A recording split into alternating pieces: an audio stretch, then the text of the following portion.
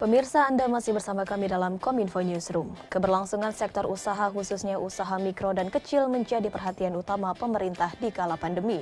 Untuk itu pemerintah melanjutkan program bantuan tunai pedagang kaki lima, warung, dan nelayan tahun 2022.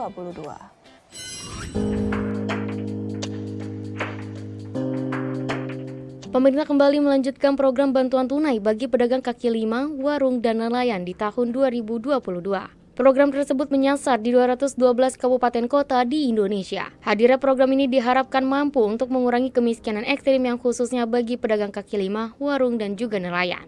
Menko Perekonomian Erlangga Hartarto hadir langsung bersama dengan TNI dan Polri untuk memberikan bantuan secara simbolis kepada penerima manfaat di Sleman, daerah ibu kota Yogyakarta.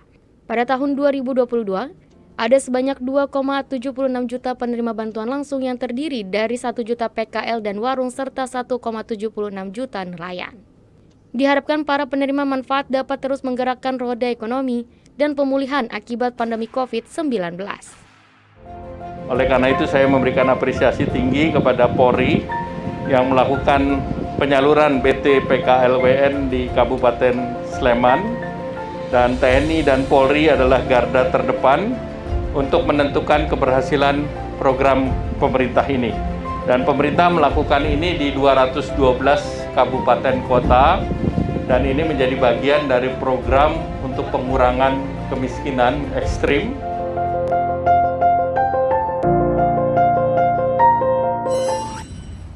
Kementerian Koperasi dan UKM berkomitmen untuk memanfaatkan presidensi Indonesia pada G20 untuk meningkatkan peran wirausaha perempuan melalui inklusi bisnis.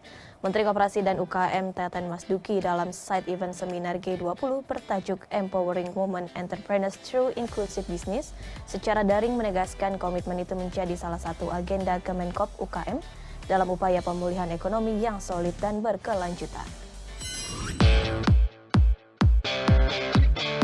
Presidensi Indonesia pada G20 dimanfaatkan oleh Kementerian Koperasi dan UKM dalam meningkatkan peran wirausaha perempuan di Indonesia melalui inklusi bisnis. Hal tersebut menjadi salah satu agenda Kementerian Koperasi dan UKM dalam upaya pemulihan ekonomi yang solid dan berkelanjutan. Dengan memperhatikan isu perempuan, Kementerian Koperasi dan UKM berusaha meningkatkan kesetaraan dan kesejahteraan melalui kebijakan yang ramah gender, serta mencapai inklusi ekonomi dengan mendukung UMKM yang dimiliki dan dikelola oleh perempuan. Menteri Koperasi dan UKM Teten Masduki juga menyebutkan bahwa Indonesia memiliki lebih dari 64 juta UMKM yang berkontribusi terhadap PDB nasional sebesar 60%, dengan 64% diantaranya adalah perempuan. Dalam meningkatkan perannya, wirausaha perempuan sendiri membutuhkan dukungan dari pemerintah baik berupa akses pembiayaan, dukungan ekspor, pengembangan dan pelatihan bagi karyawan, peningkatan kualitas produk, hingga dukungan infrastruktur khususnya di area pedesaan. Sebagai presidensi G20, Indonesia memberikan banyak kesempatan bagi para pelaku UMKM, khususnya UMKM perempuan, di mana terdapat 3 subtema terkait UKM yang telah diangkat. Di antaranya peningkatan peran wirausaha perempuan, keterlibatan UKM secara aktif dalam green economy, serta akselerasi UKM di era digital. Pada side event kali ini, Kementerian Koperasi dan UKM mengangkat topik utama wirausaha perempuan dan inklusi bisnis dengan agenda utama pemulihan ekonomi yang solid dan berkelanjutan. Wirausaha perempuan juga membutuhkan dukungan dari pemerintah, baik berupa akses pembiayaan, dukungan ekspor, pengembangan dan pelatihan bagi karyawan, peningkatan kualitas produk, hingga dukungan infrastruktur khususnya di area pedesaan.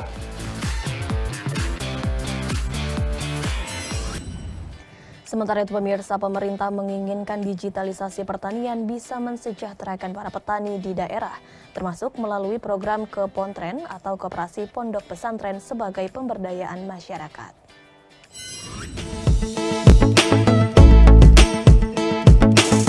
Sektor pertanian menjadi bidang strategis dalam pengembangan dan pengelolaan bahan pangan. Bukan suatu hal yang mudah untuk dapat mengakomodir layanan jasa pertanian, khususnya pada layanan digitalisasi. Untuk itu, pada peresmian peluncuran digitalisasi pertanian di Pondok Pesantren Al-Ittifaq Bandung, Jawa Barat, Menteri Koperasi dan UKM Teten Masduki menyatakan pemerintah telah membentuk corporate farming berbasis koperasi. Corporate farming ini sudah dalam satu ekosistem mulai dari akses pasar, pembiayaan, hingga produksi dengan sistem modern.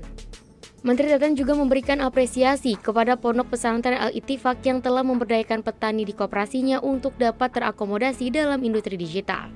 Nah, model seperti ini yang nanti kita akan kembangkan. Jadi ini berbasis pesantren, ya. Nah, kita juga sudah mengembangkan model lain korporatisasi petani di Lampung, misalnya untuk skala 400 hektar koperasi ekspor pisang keluar.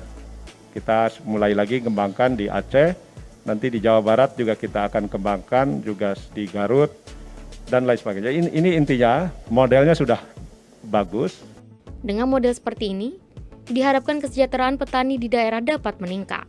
Model ini meyakini kesejahteraan petani akan meningkat, ya. Jadi kita tidak khawatir lagi petani-petani kecil perorangan itu hidupnya susah. Ini bisa sejahtera dengan kita korporatisasi petani-petani kecil ini. Otoritas Jasa Keuangan mencatat terdapat 23 BUMN yang melantai di Bursa Efek Indonesia dan turut mendorong kinerja pasar modal Indonesia.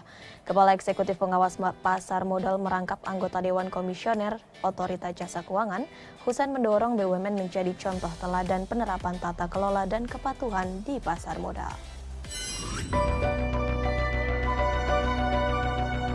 Kontribusi BUMN dalam pasar modal disebut Kepala Eksekutif Pengawasan Pasar Modal OJK Husein berjalan cukup baik. Hal itu dibuktikan dengan 23 perusahaan BUMN yang masuk menjadi emiten di lantai bursa nasional.